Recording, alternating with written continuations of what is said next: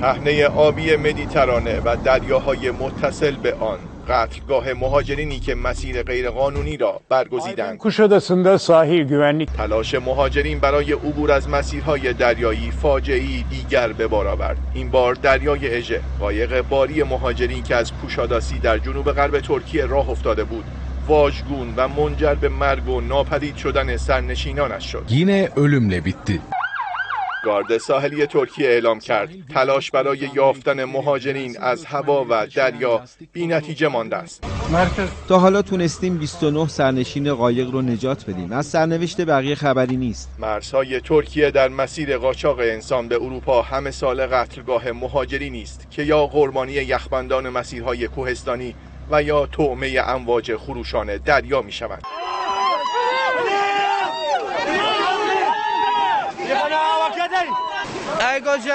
در آرزوی رسیدن به آلمان بودم، اما می‌بینید که نشد. خدا را شکر فعلا جان سالم به در بردیم. سازمان بین‌المللی مهاجرت سال گذشته میلادی را مرگبارترین سال برای مهاجرین غیرقانونی اعلام کرده است. بنابر آمار سازمان بین‌المللی مهاجرت، سال گذشته بیش از 8500 مهاجر در مسیرهای مهاجرتی جان باختند که از این تعداد 2500 مورد مربوط به حوادث دریایی مدیترانه است. حمید کاملی، خبرگزاری صدا و سیما، آنکارا.